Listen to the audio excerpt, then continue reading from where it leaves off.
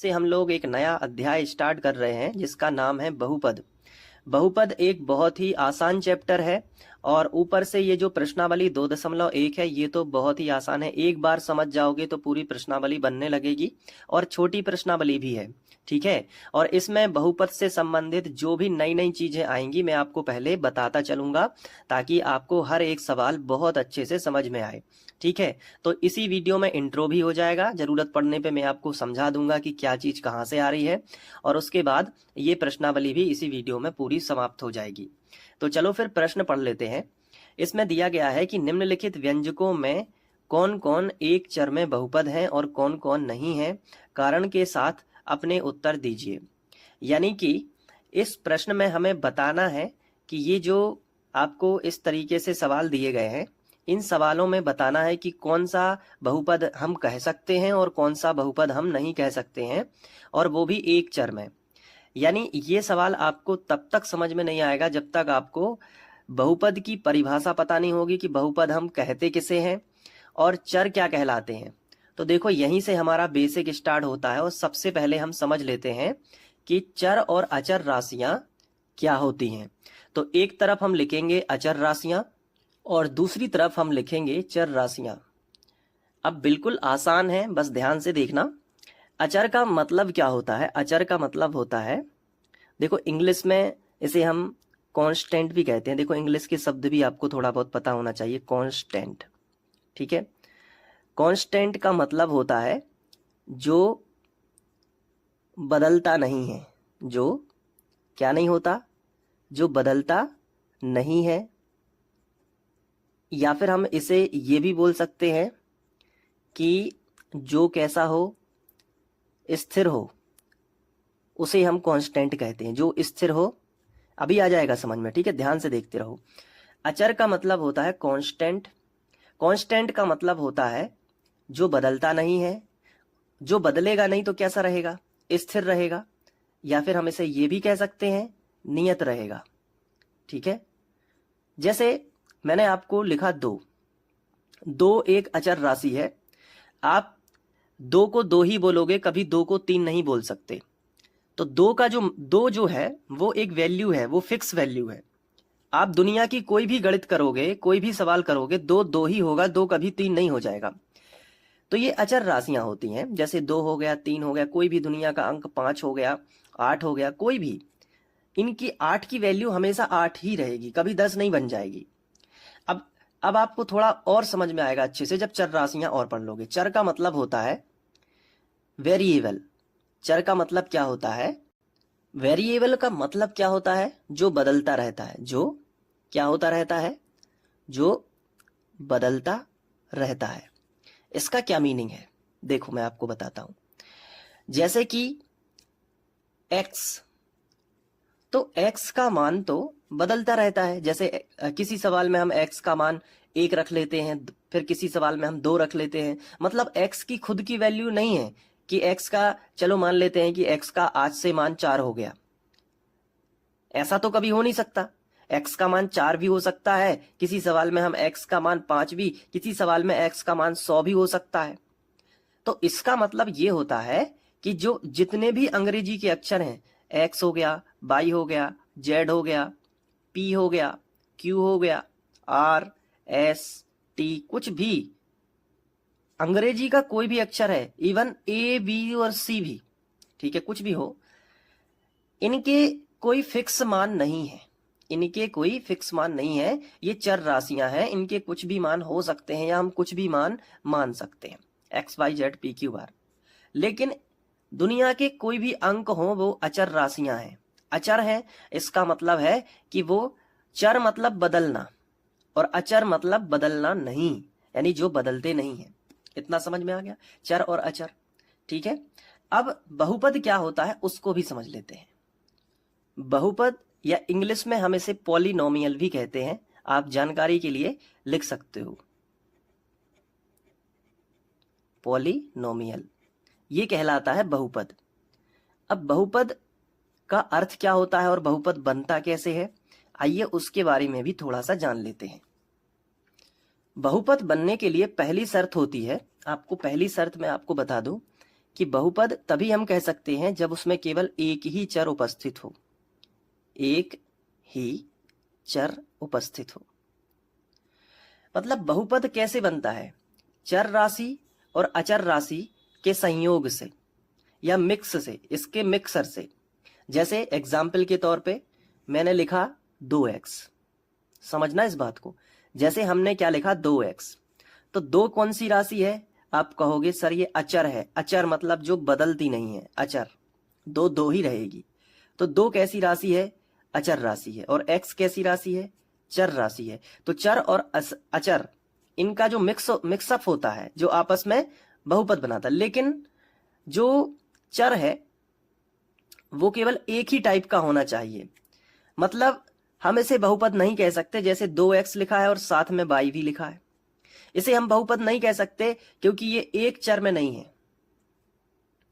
ठीक है, इस चीज को समझना। तो एक चर में होना चाहिए, ये बहुपद की पहली शर्त है। बहुपद कैसा होना चाहिए? एक चर में होना चाहिए, यानी एक ही टाइप का हो। यानी x है तो x x ही होना चाहिए सब में, कभी भी y नहीं होना चाहिए। अब y है तो फिर y y ही होना चाहिए।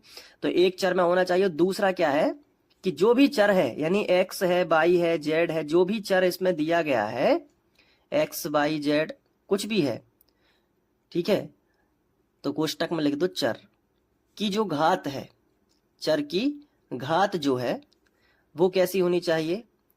पूर्णांक होनी चाहिए। वो कैसी होनी चाहिए? पूर्णांक। पूर्णांक का क्या मतलब है? यानी एक पूरा अंक घात के रूप में होना चाहिए। जैसे x के ऊपर मान लो 2 की घात है, या x अकेला लिखा है तो 1 की मानी जाती है, तो x पे क्या है? पूर्णांक है। ऐसा ना हो कि x के ऊपर 1/2 की घात है या x के ऊपर 3/2 की घात है।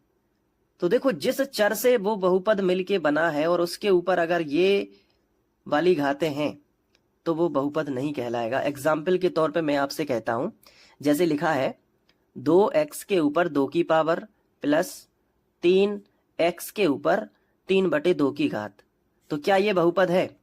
तो आप कहोगे कि सर ये बहुपद नहीं है, क्योंकि यहां तो x के ऊपर पूर्णांक की घात है, यानी पूरा अंक है, x के ऊपर पूरा अंक है।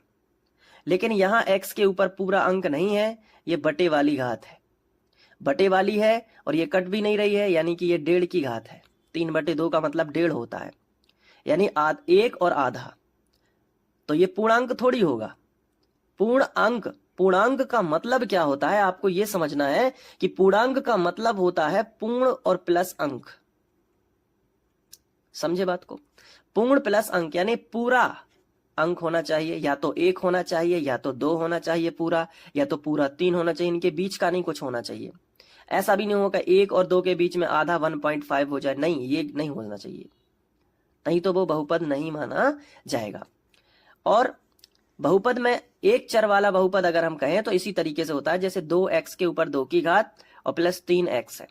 ये मान लो एक एग्जाम्पल है। मैं आपसे पूछता हूं कि चलो बताओ ये बहुपद है या नहीं है, तो आप कहोगे कि सर 2 मिनट चेक करके बताता हूं। देखो आप क्या करोगे, x के ऊपर 2 की घात है, आप चेक कर दोगे, टिक मार दोगे कि हाँ यार ये पूर्णांक है, ये तो बहुपद होगा। लेकिन आपको पूरे बहुपद में देखना है। यहां भी x है, बिल्कुल है, तो एक ही चर में है, तो यहाँ x है, लेकिन x के ऊपर कितने की घात है? 1 की घात है, और 1 भी क्या होता है? पूर्णांक होता है। यानी आपने बता दिया कि यस, ये क्या है? एक बहुपद है। ये क्या है? एक बहुपद है। लेकिन अगर मैंने इस तरीके से लिख दिया कि 2x के ऊपर 2 की घात और प्लस 3 और x के ऊपर करणी चढ़ा दी इस तरीके से, तो क्या ये बहुपद है? तो आप चेक करोगे। आप कहाँ चेक करोगे? आप x y z यानी जो भी चर राशियां हैं उन पे घात चेक करोगे। सबसे पहले जो भी चर राशियां हैं उन पे घात चेक करोगे। तो x के ऊपर 2 की घात है, आपने चेक कर दिया कि हाँ यार ये 2 पूरा पूरा 2 है, ये कोई आधा अधूरा नहीं है, ना कोई बटे वाली घात है, ये तो पूरी पूरी घात है, इसलिए यहाँ तो ठीक मामला लग रहा है। अब यहाँ पे आप आए तो आपने देखा कि यार x के ऊपर करणी है। अब आपने देखा कि करणी का मतलब क्या होता है, तो x के ऊपर 1/2 का मतलब करणी का मतलब होता है 1/2 की घात। चाहे आप इस तरीके से लिख दो, चाहे आप इस तरीके से लिख दो। अब आपने देखा यहां मामला गड़बड़ है। आपने देखा कि ना तो ये पूरा पूरा 1 है और ना तो ये पूरा पूरा 2 है, ये तो 1 और 2 के बीच में आधा है। तो आपने क्रॉस लगा दिया कि ये बहुपद नहीं हो सकता। आपने क्रॉस लगा दिया कि ये बहुपद नहीं हो सकता। इसके अलावा मैं आपको बता दूं, जैसे आपने लिख लिया 2x पे 3 की घात प्लस 2y। अब मैंने आपसे पूछा कि बताओ ये बहुपद है, तो आप थोड़ी देर सोचोगे, आप कहोगे कि सर ने बोला था कि जितनी भी चर राशियां हैं, यानी जितने भी अंग्रेजी के अक्षर हैं, जितने भी अंग्रेजी के अक्षर हैं, उनके ऊपर जो घात है वो कैसी होनी चाहिए, वो पूर्णांक की होनी चाहिए, यानी कि एक पूरा पूरा अंक होना चाहिए। तो आपने देखा कि ये चर राशि है, इसके ऊपर मामला सही है, 3 की घात है, पूरा पूरा अंक है, तो ये चेक हो गया यहां तक। लेकिन आपने यहां देखा, आपने देखा ये भी चर राशि है और इसके ऊपर कितने की घात है, तो कोई भी घात ना हो तो 1 की मानी जाती है। तो आपने देखा यहाँ भी पूर्णांक है, ये भी मामला सही है, और आपने बोल दिया कि ये बहुपद है। लेकिन ये गलत हो जाएगा, क्योंकि आप देख रहे हो कि एक चर में बहुपद हमें चाहिए। यहाँ एक चर ये एक्स टाइप का है और ये दूसरा चर वाई टाइप का है, तो ये 2 चर में बहुपद है, ना कि एक चर में। तो मैं आपसे पूछता हूं कि अगर मैं आपसे पूछूं कि क्या ये बहुपद है, तो आप कहोगे नहीं, ये बहुपद नहीं है। सॉरी, मैं आपसे पूछता हूं कि क्या ये बहुपद है, तो आप कहोगे यस ये बहुपद तो है। लेकिन मैंने आपसे दूसरा क्वेश्चन पूछा कि क्या ये एक चर में बहुपद है, तो आप कहोगे नहीं सर, ये 2 चर में बहुपद है। क्लियर हुई बात? क्लियर हुई बात कि नहीं? तो आपको बहुपद कैसे चेक करना है, तो आप कहोगे कि सर जो भी एक्स वाई जेड है, उनकी पावर से पता चलता है कि वो बहुपद है या नहीं है। ठीक है, जैसे एक एग्जाम्पल मैं ले लेता हूं। जैसे यहां पे मैंने लिखा कि x के ऊपर 2 की घात प्लस 2/x के ऊपर -1 की घात। अब मैंने आपसे पूछा कि बताओ क्या ये बहुपद है या नहीं है। तुमने कहा सर मैं बताता हूं। तुमने एक काम किया, तुमने देखा कि x के ऊपर पावर देखो, यानी जो भी चर राशियां हैं x y z, जो भी अंग्रेजी के अक्षर हैं, उनके ऊपर घातें देखो। तुमने देखना शुरू किया, यहाँ पे कितने की घात है, 2 की घात है। तुमने इसको सही बताया कि हाँ ये सही है, पूर्णांक है। फिर तुमने यहाँ देखा x के ऊपर तो 1 की घात नहीं है, बल्कि -1 की है। तो तुमने थोड़ा सा दिमाग लगाया कि अगर मैं इसको ऊपर ले जाऊंगा तो x के ऊपर 2 की घात तो रहेगी ही रहेगी, और ये x पे -1 अगर मैं ऊपर ले गया तो 2 तो ज्यों का त्यों, और x पे -1 को जब ऊपर ले जाएंगे तो x पे +1 आ जाएगा। ऐसा भी लिख सकते हैं हम, यानी x के ऊपर 1 की घात, या उसको भी ना लिखो क्योंकि 1 की घात दिखाई नहीं जाती। तो ये इस तरीके से बनेगा। अब इसको इस पहले जो भी माइनस की घात है उसको पहले प्लस का बना लो, क्योंकि बटे में बहुपद नहीं देना है। पहले जो कुछ भी लिखा है बटे अटे में, जो कुछ भी लिखा है पहले उसको सीधा लिखो। उसके बाद घात कैसी होनी चाहिए, पूर्णांक की घात होनी चाहिए। कैसी घात होनी चाहिए? पूर्णांक की घात होनी चाहिए। अगर इस तरीके से लिखा आ जाए, जैसे मान लो कि अब बाई के रूप में कोई बहुपद है, जैसे बाई के ऊपर 3 की घात प्लस बाई के ऊपर -1 की घात, तो बताना कि क्या ये बहुपद है। तो यहां देख के आप क्या बोलोगे कि मुझे एक्स वाई जेड के ऊपर पावर चेक करनी है। तो 3 की घात है, एक पूर्णांक की घात है, एक पूरा पूरा अंक है, तो ये तो बहुपद है की ओर संकेत कर रहा है। लेकिन बाई के ऊपर 1 की घात, ये तो पूर्णांक है, लेकिन ये ऋणात्मक पूर्णांक है, इसलिए बहुपद नहीं होगा। क्योंकि पूर्णांक होना चाहिए लेकिन ऋणात्मक पूर्णांक नहीं होना चाहिए जब सीधी लाइन में लिख जाए। यहां ऋणात्मक पूर्णांक था, फिर भी ये बहुपद है। क्यों? क्योंकि हम इसको ऊपर ले जा सकते हैं और इसे प्लस का बना सकते हैं। लेकिन इसको जब आप नीचे ले जाओगे तो नीचे, मैंने आपको पहले बताया कि बहुपद एक लाइन में हमें बताना है, जब तक वो एक जो भी समीकरण टाइप जो भी दिया गया है, जो भी व्यंजक हमें दिया गया है, उसको एक सीधी लाइन में ले आके ही हम बहुपद बता सकते हैं।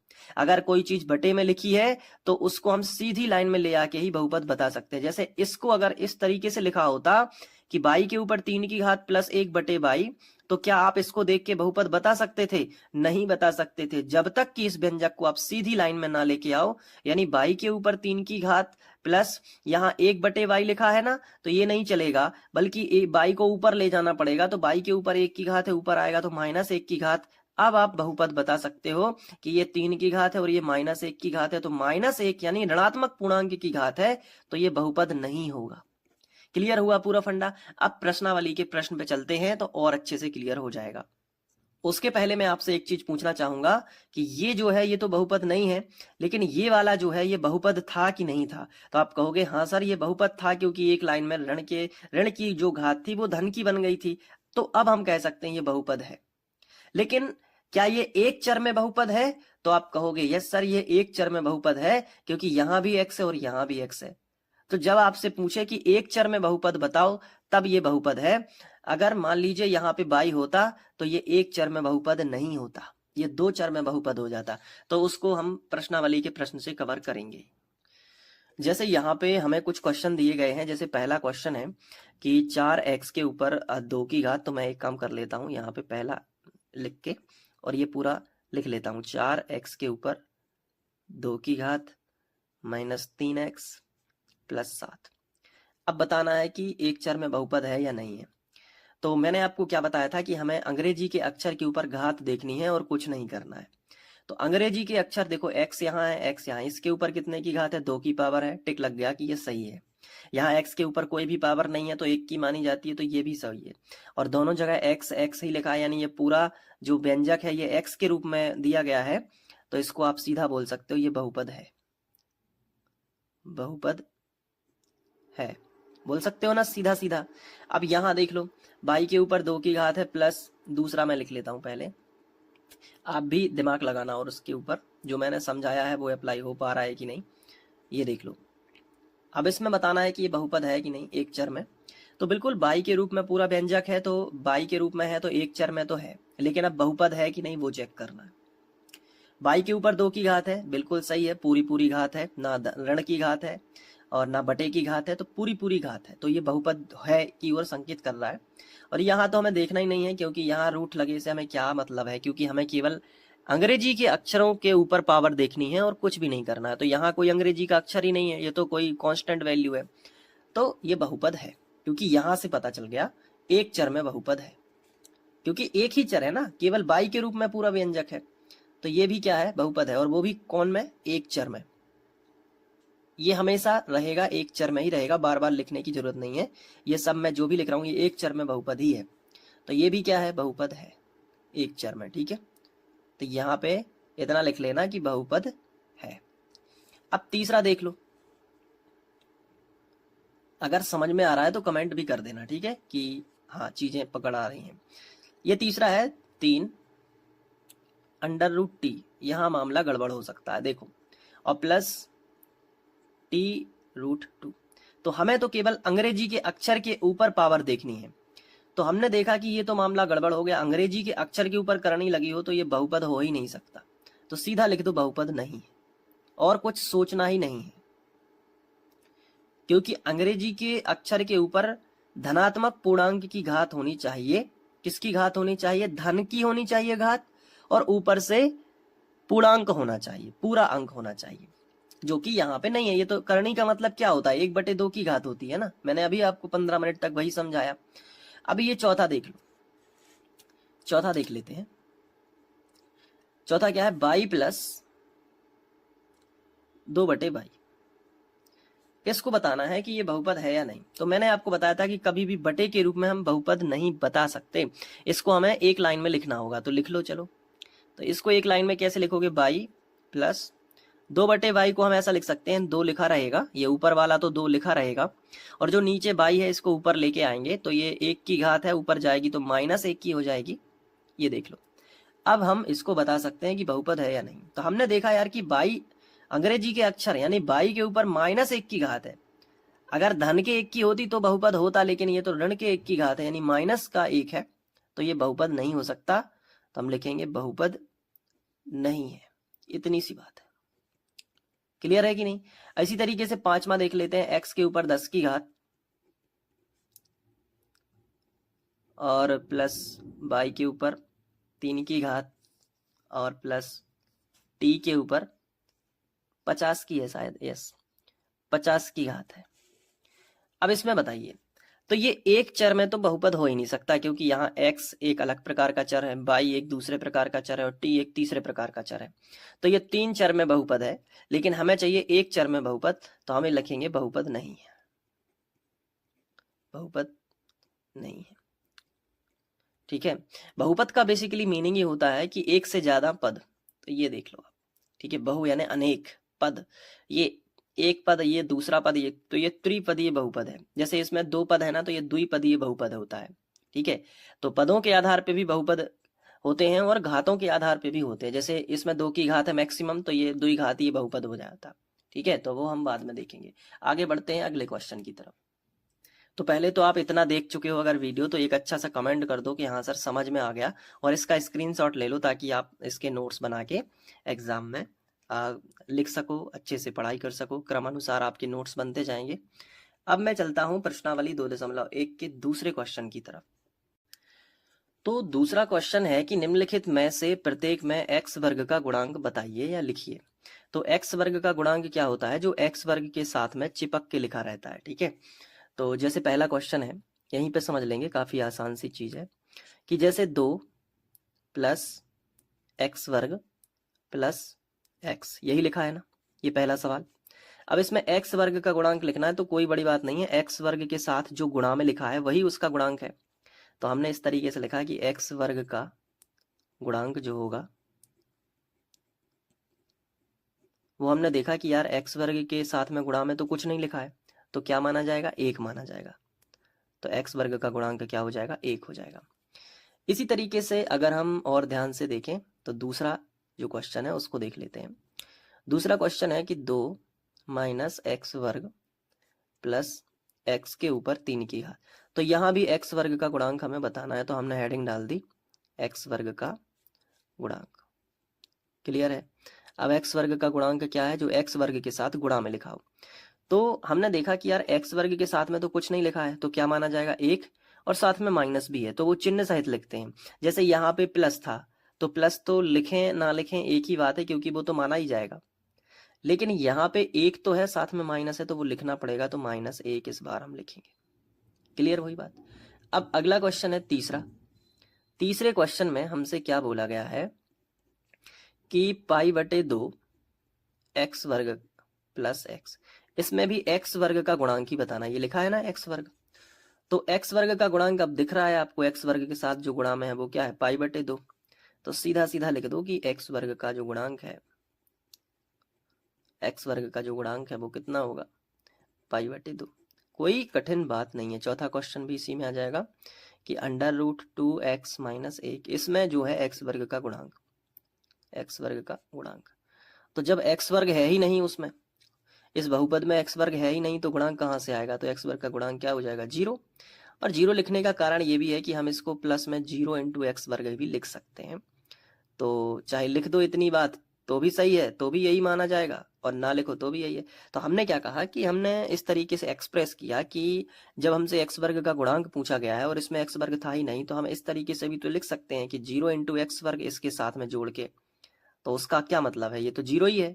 तो लिखने का एक तरीका है, तो x वर्ग का गुणांक क्या हो जाएगा? 0 हो जाएगा। ठीक है, और अगर आप उस तरीके से समझो कि x वर्ग है ही नहीं, तो हम उसका गुणांक 0 लिखेंगे, वो भी सही है। तो ये जो है ये दूसरा क्वेश्चन हो गया। अब बढ़ते हैं तीसरे क्वेश्चन की तरफ। तीसरा क्वेश्चन भी बड़ा आसान सा है कि 35 घात के द्विपद और 100 घात के एक पदी, यहाँ पे द्विपदी लिखा होगा।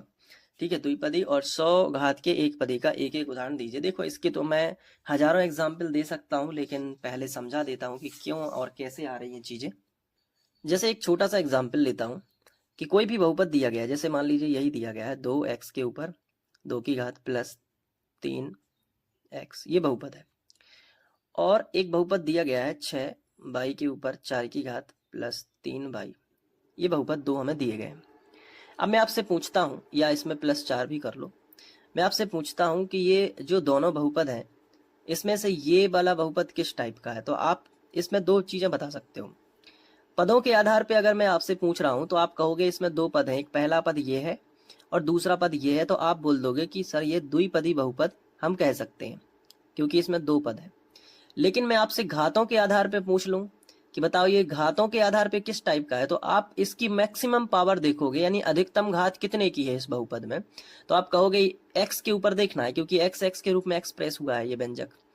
तो यहाँ x के ऊपर 1 की घात है और यहाँ x के ऊपर 2 की घात है, तो अधिकतम घात कितने की है? आप कहोगे सर 2 की अधिकतम घात है, इसलिए ये घातों के आधार पे हो जाएगा द्विघातीय बहुपद। द्विघातीय बहुपद। पदों के आधार पे ये इसमें केवल दो पद हैं, क्योंकि प्लस माइनस चिन्ह अलग अलग करते हैं पदों को। तो जैसे बीच में प्लस आ गया तो हम ये मान के चलेंगे कि एक पद ये और बीच में प्लस है तो ये दूसरा पद माना जाएगा। ऐसा नहीं कह सकते कि ये पूरा एक पद होगा, नहीं, क्योंकि बीच में क्या है, प्लस माइनस है। तो जब भी प्लस माइनस हो तो वो पदों को अलग करता है। तो यहाँ पे क्या है, एक पद और एक पद, तो द्विपदीय बहुपद, और ये घातों के आधार पे द्विघाती, क्योंकि अधिकतम घात x के ऊपर कितने की है, 2 की है। यहाँ बताओ पदों के आधार पे कितने पद हैं। तो फिर आप कह दोगे कि सर आपके समझाने के अनुसार एक पद तो ये हो जाएगा, फिर बीच में प्लस आया तो फिर पद दूसरा ये हो जाएगा, फिर बीच में प्लस आया तो तीसरा पद ये हो जाएगा। यानी कि पदों के आधार पे ये त्रिपदी बहुपद है, लेकिन घातों के आधार पे ये मैक्सिमम 4 की घात है बाई, क्योंकि ये बाई के रूप में पूरा बहुपद है, इसलिए बाई की अधिकतम घात कितने की है, 4 की है, इसलिए चतुर्थ घातीय है। अब समझ आई बात।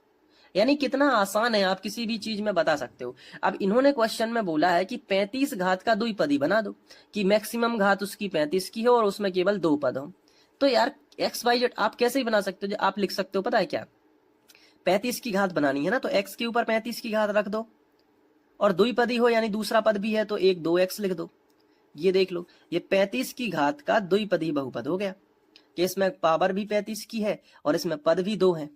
तो एक एग्जाम्पल ये हो गया। आप इसके ढेरों एग्जाम्पल बना सकते हो। आप पता है क्या लिख सकते हो, x के ऊपर 35 की घात, या 2x के ऊपर आप 35 की घात लिख लो, और प्लस में आप यहाँ पे 3 लिख लो, तो ये भी 35 की घात का द्विपदी है। आप बाई के फॉर्म में भी लिख सकते हो, जैसे बाई के ऊपर आप 35 की घात लिख के और प्लस लिख दो यहाँ पे 4y, ये भी क्या है, 35 की घात का द्विपदी है। कितने सारे एग्जाम्पल हो सकते हैं। आप यहाँ पे बाई के ऊपर 35 की घात लिख के यहाँ पे 5 भी लिख सकते हो, और यहाँ पे आप 7 और बाई लिख दो, ये भी 35 की घात का द्विपदी है। यानी ढेरों एग्जाम्पल हम बना सकते हैं, लेकिन हमें यहाँ पे कोई एक लिखना है तो हम यहाँ पे लिखेंगे आंसर या हल, और 35 की घात का द्विपदी हम हेडिंग डाल देंगे। और कोई भी एग्जाम्पल हम बना सकते हैं, जैसे हमने एक्स का बना लिया या बाई का बना लिया, कि बाई के ऊपर 35 की घात प्लस बाई, ये 35 की घात का द्विपदी 2 पद में है। और भी एग्जाम्पल लिख देता हूं ताकि आपको थोड़ा ये ना रहे कि एक ही है ये पूरे विश्व में, एक ही एग्जाम्पल है, ऐसा ना रहे दिमाग में। तो और भी बना सकते हो, जैसे x के रूप में हम बना सकते हैं कि x के ऊपर 35 की घात प्लस मन से हम x भी लिख सकते हैं, या हम 2x भी लिख सकते हैं, 3x 4x 5x dash dash dash जितने चाहे। तो ये हो गया, लेकिन द्विपदी केवल 2 पद होने चाहिए, ऐसा ना हो कि आप 3 भी लिख दो साथ में, तो क्योंकि वो त्रिपदी हो जाएगा फिर। अब 100 की घात का एक पदी, तो इसकी हेडिंग डाल देते हैं। तो एक ही पद लेना है और घात 100 की लेना है, तो बाई के ऊपर 100 की घात, या फिर x के ऊपर 100 की घात, या फिर z के ऊपर 100 की घात, a के ऊपर 100 की घात, b के ऊपर 100 की घात, जितने चाहे बना सकते हो। तो ये हो गया तीसरा क्वेश्चन। अब इसका स्क्रीनशॉट ले लेना। अब हम बढ़ते हैं चौथे क्वेश्चन की तरफ। चौथा क्वेश्चन बड़ा ही अच्छा प्यारा सा क्वेश्चन है, बहुत ही आसान है, कि निम्नलिखित बहुपदों में से प्रत्येक बहुपद की घात क्या होगी। घात कैसे बता सकते हैं, जो सबसे ज्यादा हो, जैसे यहाँ x के रूप में पूरा बहुपद है, तो x में सबसे ज्यादा घात ये है 3 की घात, तो पहला जो है इसमें घात क्या होगी, 3। पहले का आंसर लिखो, घात बराबर 3। दूसरे का आंसर आप बताओ। दूसरा सवाल ये है, इसमें बाई के रूप में व्यंजक है और बाई की 2 की पावर है, तो घात कितने की हो जाएगी, तो घात हो जाएगी 2 की। यहाँ देखो 5t माइनस √7 है, तो ये पूरा जो व्यंजक है या जो बहुपद है जो t के फॉर्म में है, तो t के रूप में है, तो t के ऊपर 1 की पावर है, तो तीसरा सवाल जो है उसमें घात जो है वो 1 की हो जाएगी। और चौथा जो है उसको भी देख लेते हैं।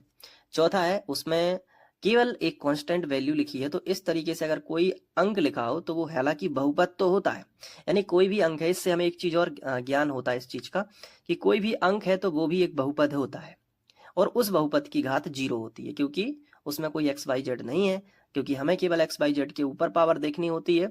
तो यहाँ तो कुछ है नहीं, तो वो हम घात कितनी लेंगे, 0। लेकिन 3 एक बहुपद है, 4 भी एक बहुपद है, 5 भी एक बहुपद है, ये चीज आपको ध्यान रखनी है। तो चौथा क्वेश्चन बड़े ही आसान था और आराम से हो गया। अब हम 5वें क्वेश्चन को देख लेते हैं। 5वां क्वेश्चन भी उसी घात के आधार पर है और बड़ा ही आसान है। बताइए कि निम्नलिखित बहुपदों में कौन कौन बहुपद रैखिक है और कौन द्विघाती है और कौन कौन त्रिघाती है। रैखिक मतलब जिसकी घात 1 हो, द्विघाती मतलब जिसकी घात 2 हो, जिस बहुपद की घात 2 होती है उसे हम द्विघाती बहुपद कहते हैं, और जिस बहुपद की घात 3 होती है उसे हम त्रिघाती। जैसे पहला है, तो पहला बताओ, पहले में अधिकतम घात कितने की है, 2 की है ना, तो पहला जो हो जाएगा वो द्विघाती बहुपद हो जाएगा। अधिकतम घात तो अब पता चल रही है ना, ठीक है, तो द्विघाती बहुपद हो जाएगा। तो हम इसमें हेडिंग डाल देंगे द्विघाती बहुपद है। दूसरा बताओ, दूसरा बताओ जल्दी से, इसमें x के ऊपर कितने की घात है, मैक्सिमम 3 की घात है। आप देख पा रहे हो ना, मैक्सिमम 3 की घात है, इसलिए ये हो जाएगा त्रिघाती बहुपद। कितने कितने आसान है, मतलब अगर आपने शुरू में इंट्रो देख लिया तो बहुत आसान हो गया सब कुछ। इसी वीडियो में मैंने शुरू में जो बस समझाया, बस 15-20 मिनट उसको अच्छे से सुन लेना। जैसे ये देख लो, ये तीसरा है बाई प्लस बाई के ऊपर 2 की घात प्लस 4। तो इसमें बाई के ऊपर अधिकतम घात कितने की है, 2 की है ना, तो ये द्विघाती बहुपद हो जाएगा। तो आप यहाँ से लिख सकते हो कि ये कौन सा बहुपद है, द्विघाती बहुपद हो जाएगा अपना। इसी तरीके से चौथे सवाल में बताओ, चौथा कैसा है, तो आप कहोगे इसमें x के रूप में है और x के ऊपर 1 की पावर है, तो ये एक रेखीय बहुपद है।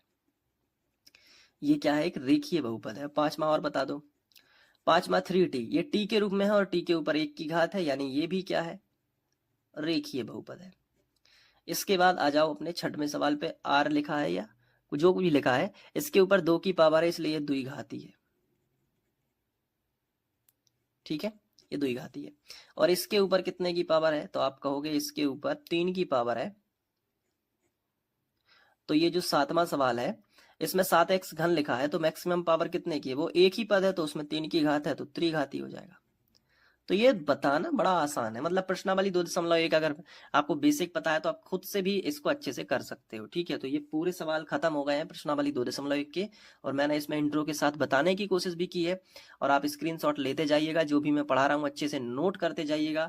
और बाकी के वीडियोस देखने के लिए आप प्लेलिस्ट जार देते रहें और इससे पढ़ते रहें, और एक प्यारा सा कमेंट जरूर करें। ठीक है, मैं जल्दी ही आपका पूरा कोर्स समाप्त करवा दूंगा इसी तरीके से। और कॉपी पेन पे क्लियर समझ में भी आता है, इसलिए मैं इस टाइप से वीडियो बना रहा हूँ, ताकि आपका बिल्कुल समय खराब ना हो। और आप जो भी है पॉइंट टू पॉइंट अच्छे से पढ़ते चलें और एंजॉय करते चलें गणित को।